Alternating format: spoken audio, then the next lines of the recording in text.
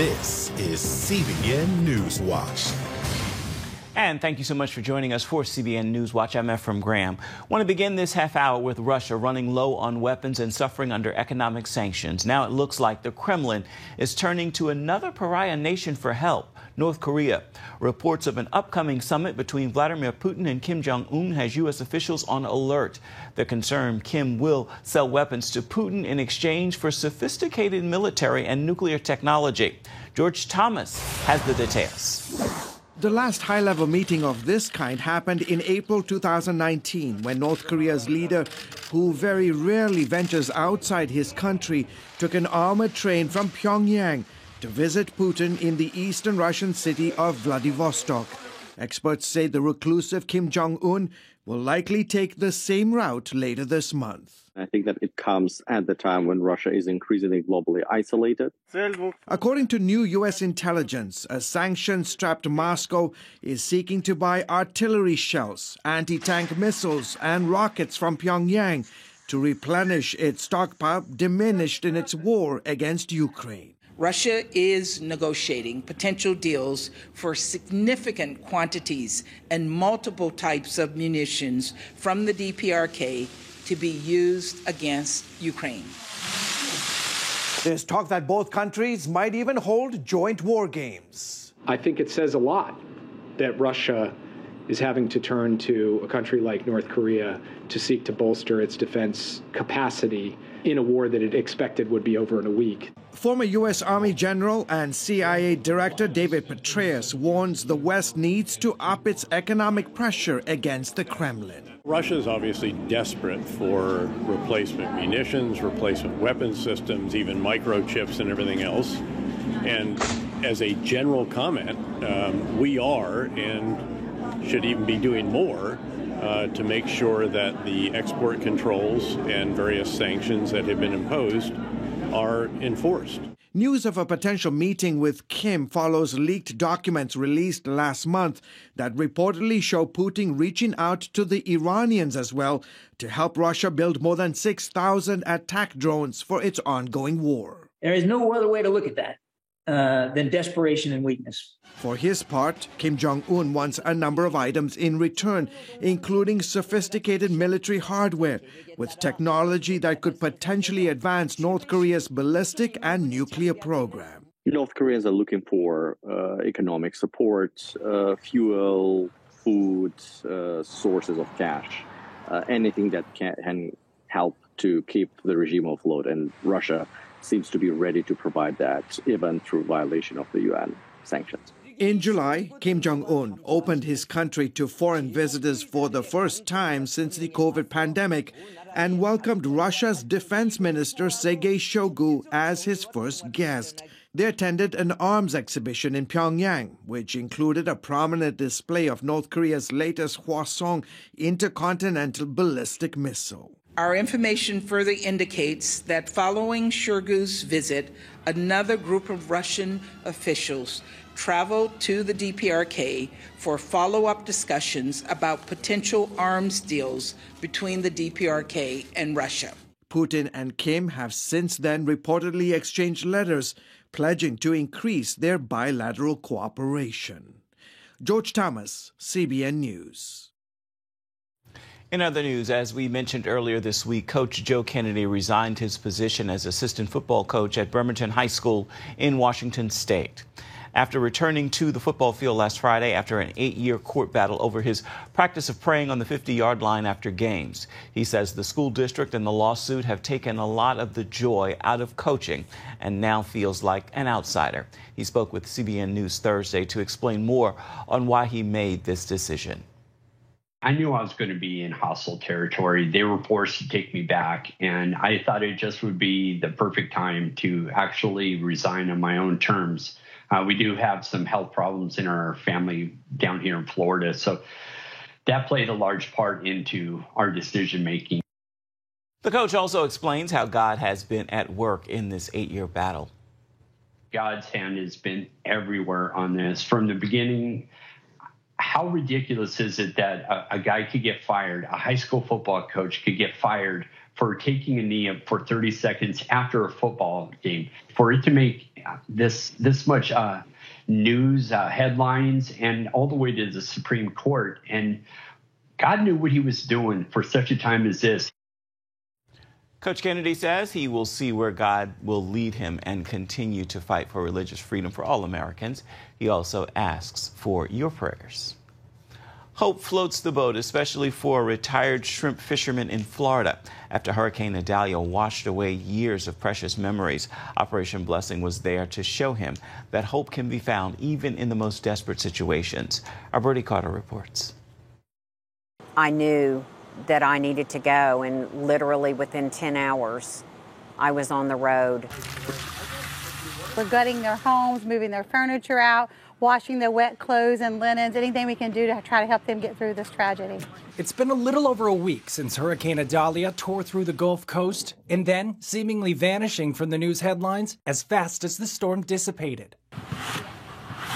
It didn't get a drop in it. Yet outlasting the fading news cycle, dedicated volunteers with CBN's Operation Blessing U.S. Natural Disaster Team remain on the ground in some of the hardest hit areas. They needed someone to care, someone to step forward, someone to let them know that God was still listening, that God was still watching, and God was there to rescue. Crystal Moore from Norman, Oklahoma, is one of the more 50 volunteers helping Operation Blessing be the hands and feet of Jesus. The disaster relief team have passed out food, water, and cleaning supplies to several cities in Florida and Georgia. They've also tackled household work orders along the coast, helping families like Tom and Dee Stokel. You got to have instant love for a team like this. They're welcome here anytime, disaster or not. As a retired shrimp fisherman who's lived here since 1979, hurricanes are nothing new. I've never had a helper as good as you. Well, thank you. When I ran a shrimp boat. Idalia's fury severely damaged their home and waterlogged years of memories, forcing Tom and his wife to pick and choose what stays. Can I pitch it, sweetheart? Good. You're strong enough. Go ahead and pitch it. And what goes. We'll survive, and we're getting rid of a lot of stuff we didn't really need. If we and my wife had to do this alone, we'd probably be looking for a place to be cremated. Volunteers like Crystal experienced firsthand how invaluable it is when someone shows up to help during another person's darkest hour. Today changed him. Today changed me.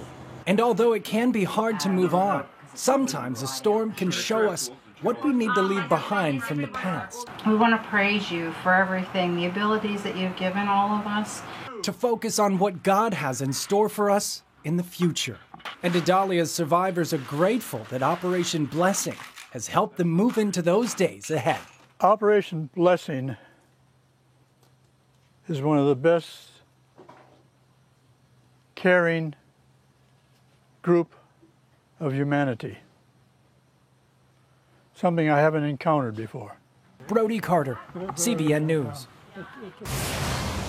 Coming up, 1,000 years of Jewish history wiped out. Millions of Jews died in Poland at the hands of the Nazis. CBN News has their stories on the Narrow Bridge tour. We've got it for you coming up next. Stay with us. On the eve of World War II, Poland had 3.3 million Jews, one of the largest and most vibrant Jewish communities in the world. By the time the war ended, only about 380,000 had survived the Nazi genocide. Today, Jews and Christians are remembering that history with the goal of remaining forever vigilant so it will never happen again. CBN's Julie Stahl reports now from Poland. It's called the Narrow Bridge Tour. That's a phrase from a famous Hasidic folk song, in which goes, all the world is a narrow bridge. The main thing is not to be afraid. And what has characterized life for Jews and Christians in this part of the world has been, especially in the last 100 years, is life is quite risky and frightening and dangerous, and actually it's a matter of life and death. And at the same time, we should not be afraid. David Pileggi leads the Anglican Christ Church in Jerusalem.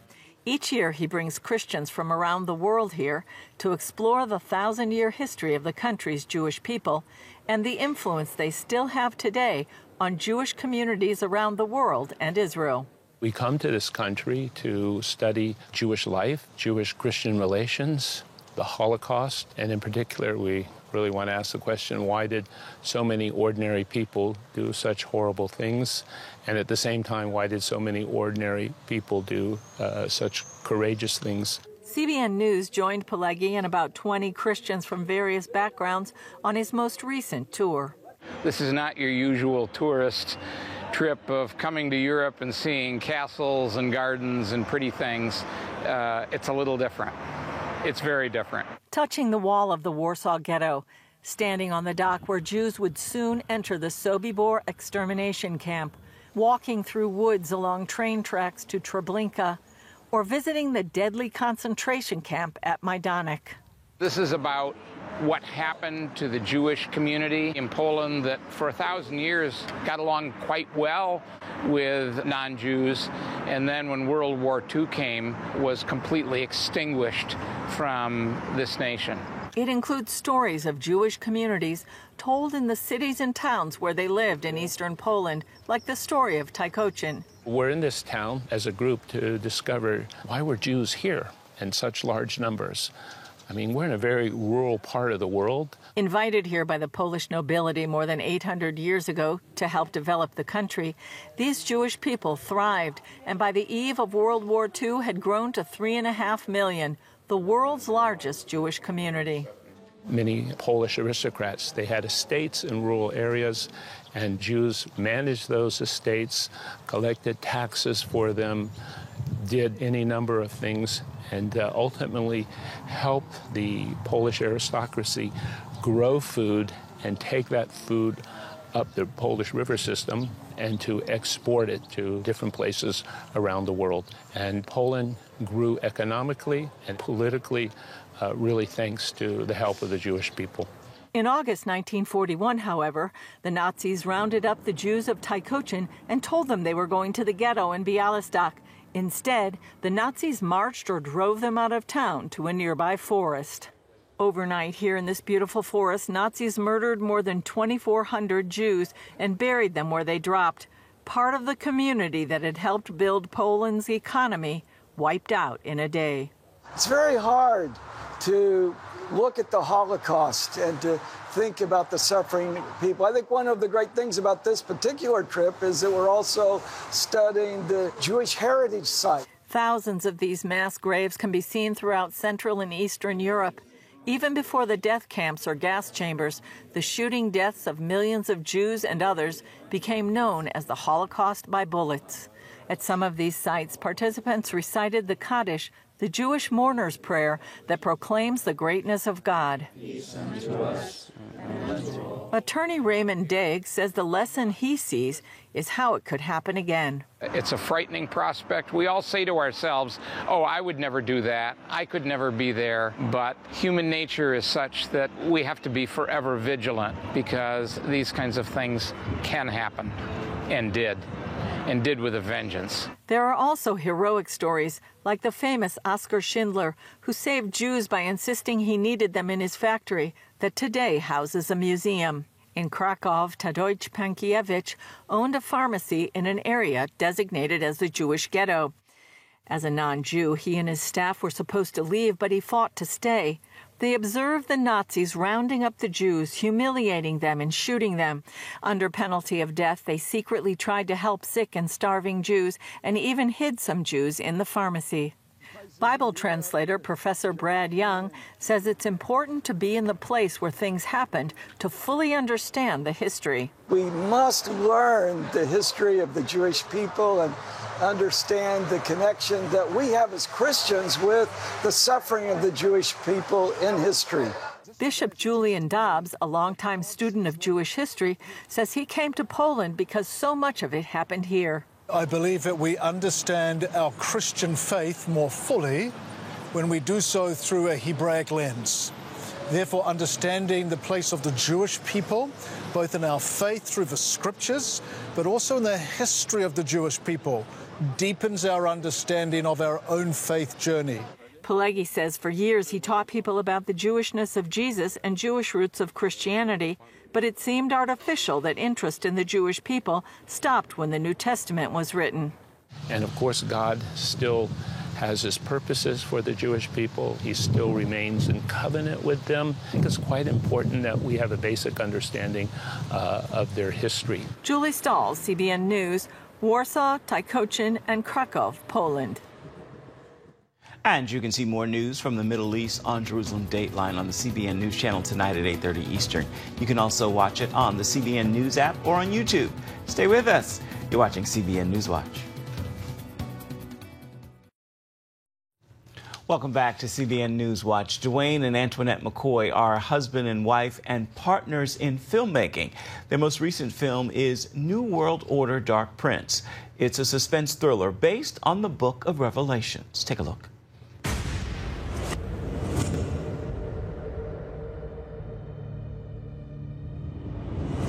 Dad, why don't we just go to a supermarket? I can't afford it. Pack of chicken costs $500. Why? That's ridiculous. Why are they doing this? What can we expect? The worst. Great. First COVID, now this. What gave birth to this film? At least looking back, it seems almost series-like because I'm seeing different iterations of this. What gave birth to this particular chapter? Dreams. Dreams? Yeah, dreams that the Lord was giving me about the revelation. It started back in 2004. Very vivid dreams about the end times. The whole world is in danger. Am I missing something here? Aldo wants the world, and he will stop at nothing to get it. The mark? It's a pledge of allegiance to him.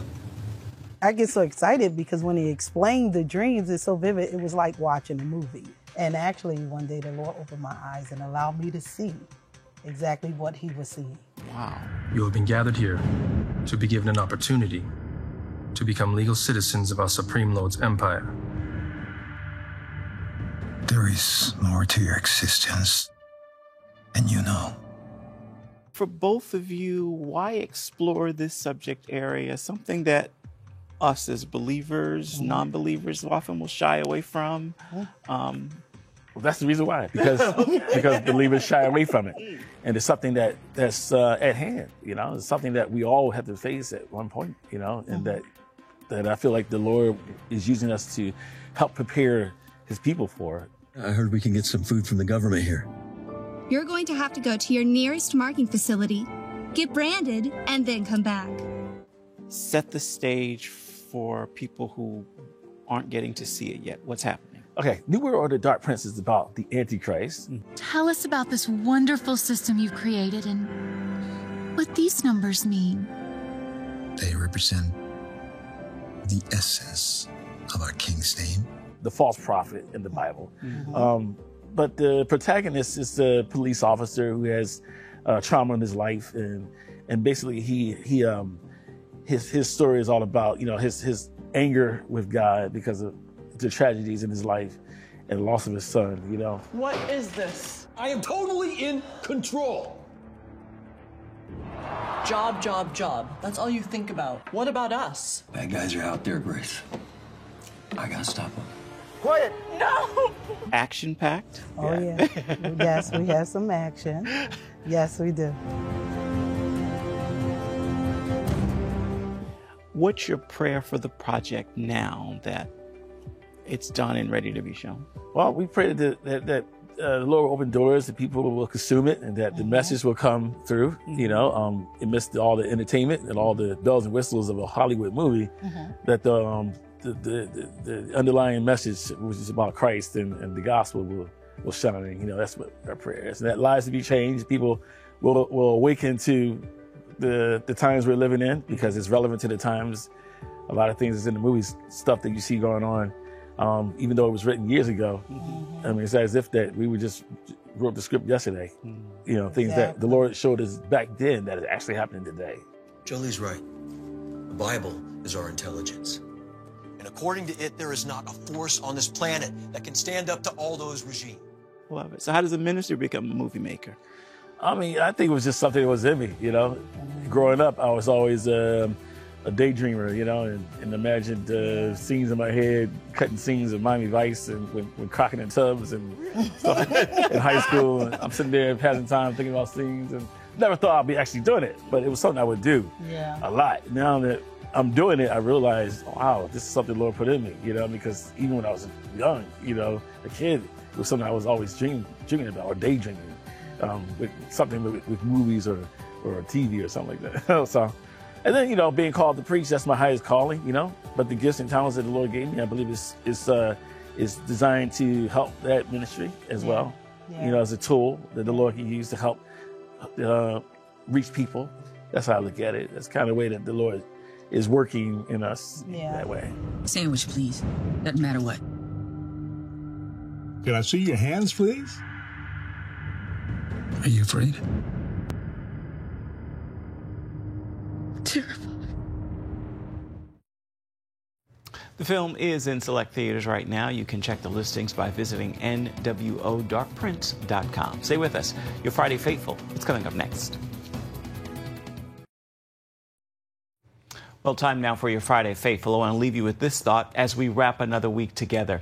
If it concerns you, it concerns God. It doesn't matter how small the matter. It matters to Him. He knows, He cares, but He needs your permission to act. Invite Him in. And not only that, place Him at the very heart of the matter. It's where He longs to be, and it's where He belongs. With that word, I encourage you to make today a fabulous Friday. And be sure to have yourself a wonderful weekend. Well, that will do it for this edition of CBN News Watch. I want to remind you, you can always find our programs on the CBN News Channel or online at cbnnews.com. Thank you so much for watching. We look forward to seeing you right back here come Monday. Goodbye and God bless.